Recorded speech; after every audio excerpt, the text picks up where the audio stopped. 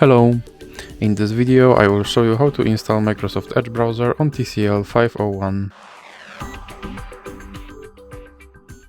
So you have to start by opening your Google Play Store.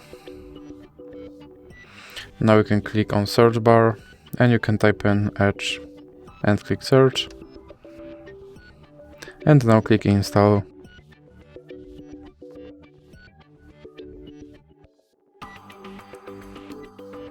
And here you can click skip introduction. Now you can set this browser as a default browser, or you can click not now.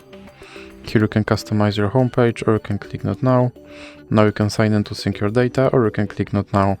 And here you have to confirm your data and privacy settings. And now you can try out Copilot, or you can just click start browsing. And that's it for this video. If you liked it, please remember to leave like and subscribe.